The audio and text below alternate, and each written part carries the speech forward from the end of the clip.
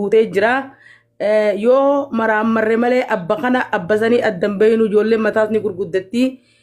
Rakkoo tanaan nurraan jiranii jechuu barbaadeeti Oromoon akka beektu. Oduu simbirtuu kabajamtoota hordoftoota keenya guyyaa har'aa Aadde Muniiraan miidiyaa keenya irratti gaaffii deebii taasisuun akka argamaniin qarreewwan biyyoota Arabaa keessa jiran mudannoowwan gurguddaan mudataa jira jedhan.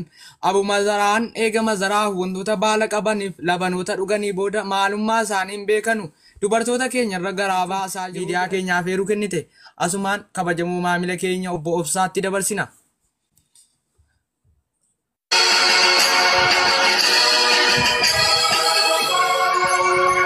Oduu ammee.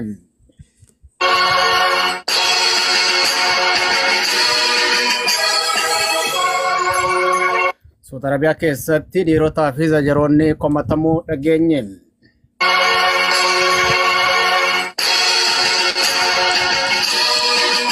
Aadde Muniiraa fi obboleessi keenya kan asirratti argaman akka ibsa miidiyaaf kennanitti walumaa galatti koomeen amma ka'aa jiru Saudi Arabiyaatti kan xiyyeeffate ta'us miidiyaan keenya gabaase. Hedduunis waan himatteef durboota Saudi Arabiyaa keessa yaaddootu jira.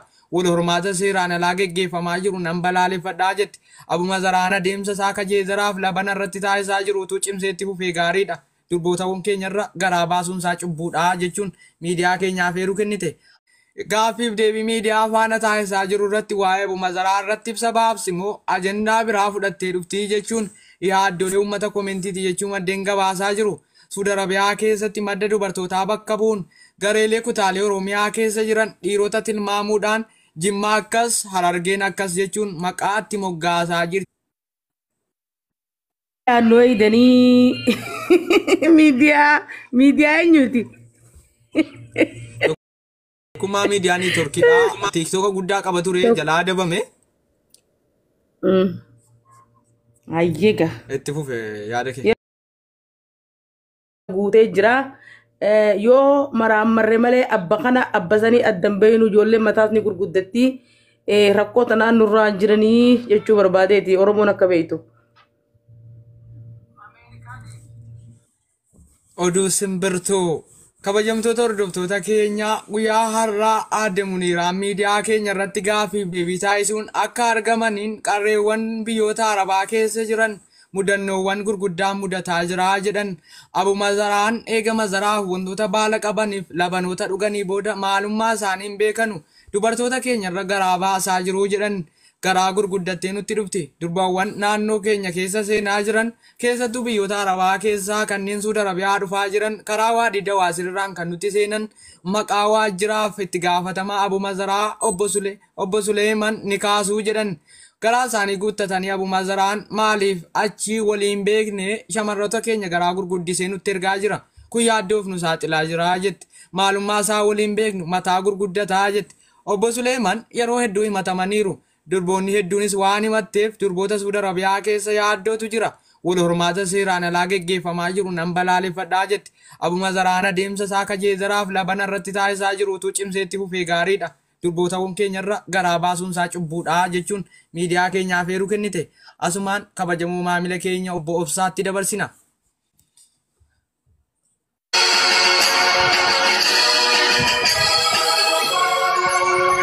Oduu ammee.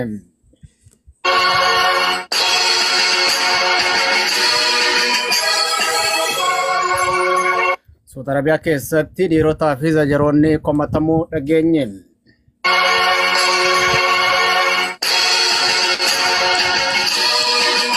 Aadde Muniiraa fi obboleessi keenya kan asirratti argaman akka ibsa miidiyaaf kennanitti walumaa galatti koomeen amma ka'aa jiru Saudi Arabiyaatti kan xiyyeeffate ta'us miidiyaan keenya gabaase.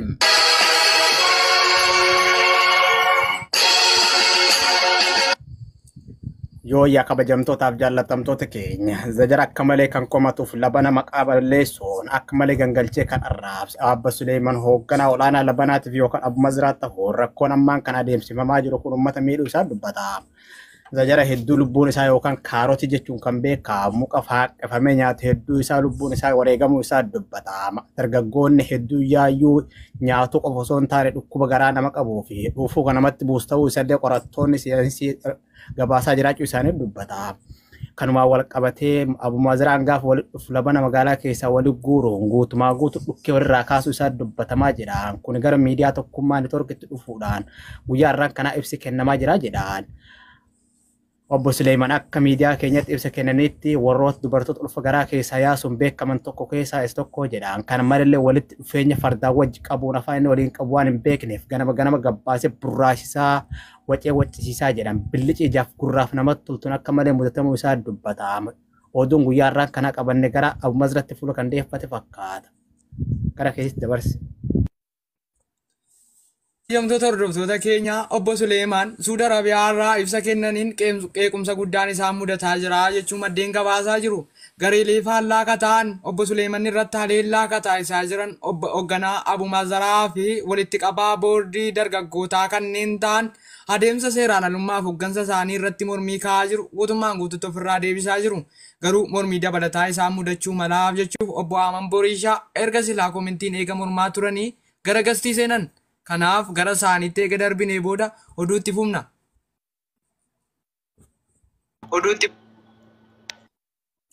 Obbo Aman Boorishaa baga nagaan gara tokkummaa miidiyaa neetworkii dhuftan.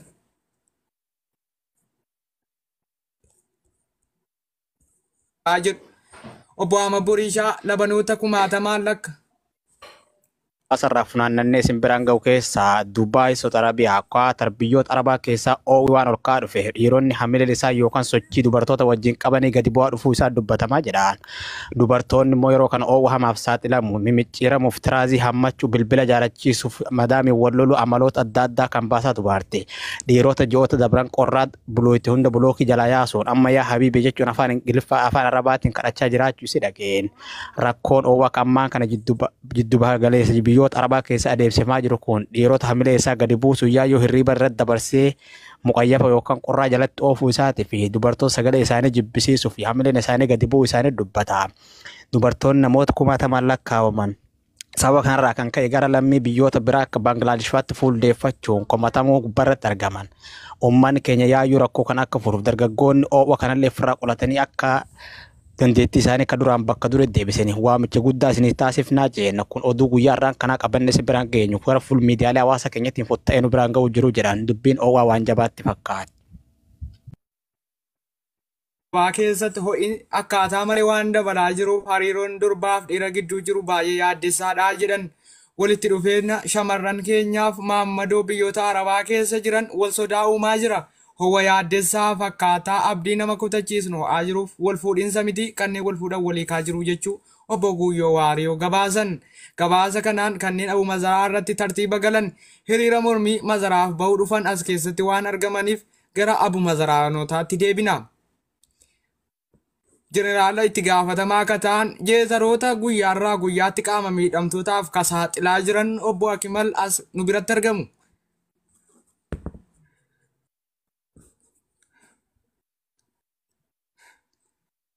Kabajamoo maamila keenyaa obbo Akimal hanga yoonaa jeezaroota afaanii qabuu laata jedhu yaada jedhu qabnaa jedhu komentiin. Obbo Akimal jeezaroota nyaataa jiru ta'uu mala tarii labana jaarkaaniin dhuguu maluu jechuun viidiyoo bahuun fudhatama dhabsiisan.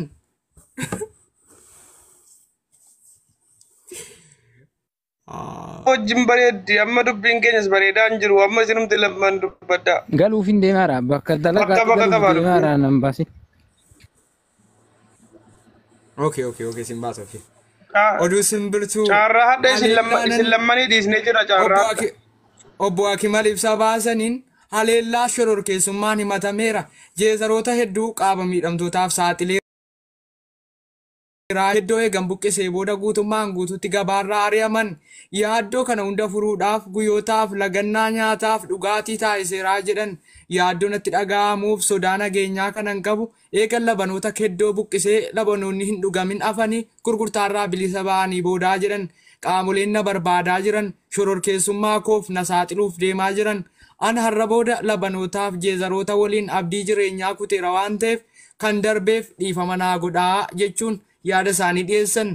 Guyyoo Waariyoo Obsaa Ahmad yaada isaa dabalataa itti fufa.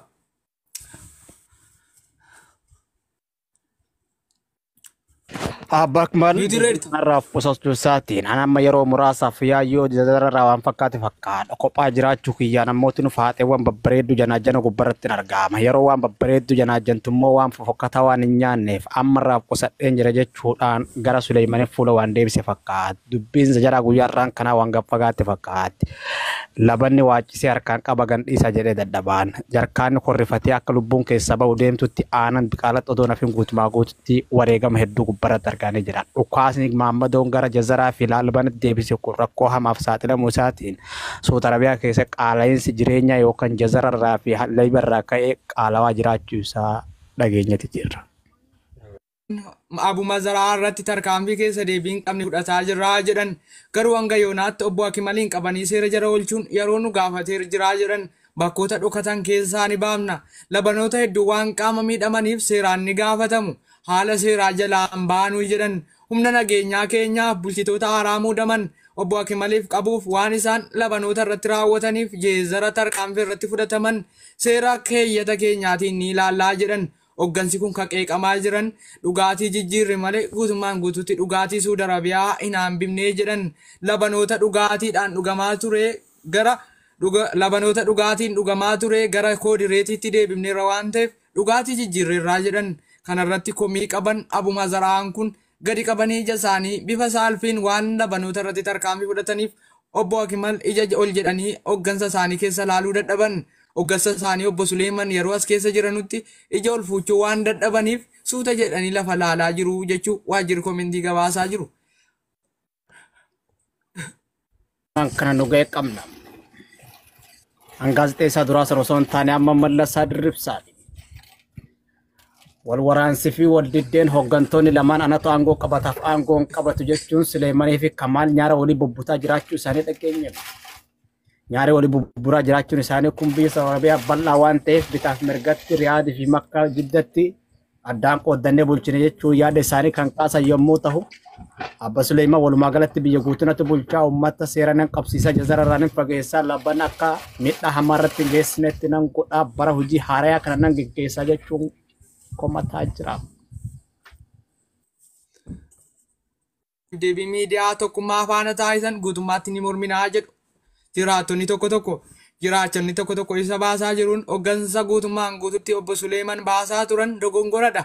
Labanarraa nu daangessuuf wanti isaan hojjetaa jiran bara bulchiinsa isaanii gabaabsaa jedhan aangoo isaanii kana fayyadamuuf shororkeessummaa dalagaa jiran nuti qeerroon Saudi Arabiyaaf Abu Mazaraan labanarraa yoo fagaanne akka qurxummii bishaan keessaa baheeti jiraachuu hin dandeenyu jedhan haala suuraa irrattis gaaffii gaafatamaniin.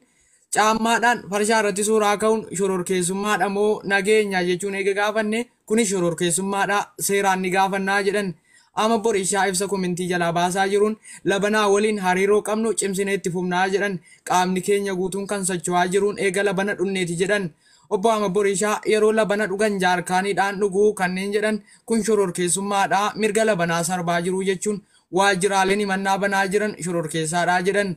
Obbo Akimal guyyaatti labanoota jaarkaanii 7 ol tarkaanfii seeraan alaa waan irratti fudhataa jiranuuf akka labana dhugaa jiran kana guyyaatti gara jaarkaanii tokkotti gad deebisan qaamni nageenyaan obbo Suleemaniin durfamu gaafataa jira.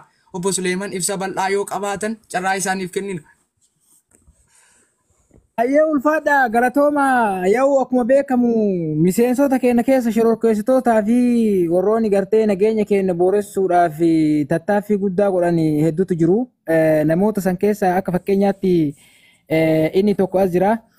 Akkuma ji'oota muraasa dura kaampaanii guddicha magaalaa Manfuuhaa keessatti argamu kan labana irratti xiyyeeffannaa gartee hokkarri cimaan akka taasifamuu fi wantoota san kan gurmeessaa turee fi kan duuba jiru Akmal ta'uu guutumaan guututti qorannee irra geennee jirra. Kanaaf shororkeessitoota akkana warroota gartee kaampaanii labanaa irratti xiyyeeffachuudhaan kaampaanii labanaa hanga hadhaatti haleelaa jiran kanaaf akkasumas mooraa Jazaraa irratti xiyyeeffachuudhaan duguuggaa sanyii Jazaraa irratti raawwataa jiran kana namoota akkasii hedduu to'annoo jala oolchinee jirra. Kanaaf anis itti fufuu jirra. Kanaafuu guutumaan guututti akkuma reefisiniin jedhee warroonni asiin dura duguuggaa sanyii Jazara yookaan isa kaarota jedhamtu raawwatan xiyyeeffannaa kenna gara raxaba timiraatii fi akkasumas wantoota akka bagduunasa jarjiiraa fi giiroo irratti xiyyeeffatee jira waan ta'eef warroonni asiin dura labanoota irratti wareera guddaa geggeessaa turanis guutumaan guututti galmeen isaanii kaniin dura badiidhaan waan kana raawwataa turan cufamee xiyyeeffannaa gara kodoreeraatii fi kanneen akka maangoo dabalatee biiraa irratti xiyyeeffannee jira waan ta'eef kana guutumaan guututti sagalee dhibba keessaa irra caalaan irratti murtaa'ee jira waan ta'eef kanaaf maqaballeessiin hedduun karaa gartee hoggantoota irraa dabalatee nurratti deemaa jiru guutumaan guututti waan kana nuti keessaa baafnee jirra. Warroota asiin dura xiyyeeffannaa kana haleellaa waan kanarra godhanis to'annoo jala oolchinee jirra. Obbo Suleeman mormiilee isin mudataa jiran kanneen labanootan dhiibnuu wareegama barbaachisu kaffalla qaamolee aangorra koranii labanarraa adda nu baasuuf yaalaa jiran guutummaan guututti tarkaanfii ni fudhannaa jedhan yoo bosona seennee lolaan nu barbaachise jedhu obbo Ahmad Borishaa. Obbo Suleemaniin aangorraa kaafna meeshaalee barbaachisaa ta'e ni dhiyeessinaa jedhan haleellaa keessa deebiin qabne hoggansa bara kana muudaman obbo Suleeman mudachuu deemaa jedhan. Isin obbo Suleeman ibsa baasaa jirtanuun kanneen labanoota dhugaa turanii fi algaa irratti suuraa ka'an adeemsa seeratti ni dhiyaatu jettan gareelee isin mormaa jiran kana ofirraa deebisuuf humna qabdan yookaan meeshaalee barbaachisaa ta'e qabdu.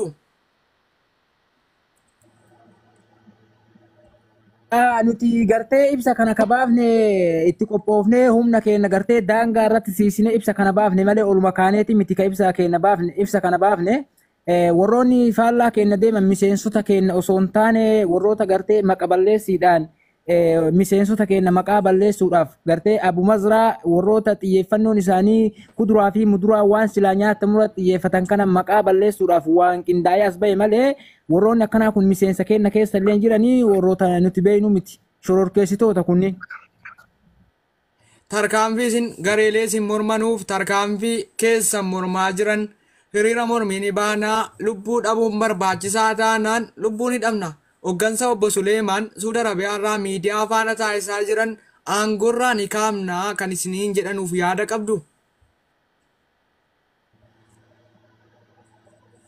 Kanarratti yaadni ani qabu yoo jiraate gartee hoggansa tokko fonqolcha irratti geggeessuudhaaf karoorfachuun waan haarawaa bahee miti wantootuma asiin dura jiru garuu gartee warroonni akkanaa kana shira akkanaa kana gatanii gartee warroota nu akka hoggantootaatti fonqolcha nurratti geggeessuudhaaf deeman miseensota keenya osoo hin taane warra koola galtummaadhaan gartee kara miseensota keenya kanaatti dhufantu sababoota isaan haleellaa hin taane jazaraa fi akkasumas gartee labara irratti raawwataniin gartee murteedhaan qulqulleessinee warroota akkanaa kana of keessaa baafneef maqaballeessiin kun nurra deemaa jira malee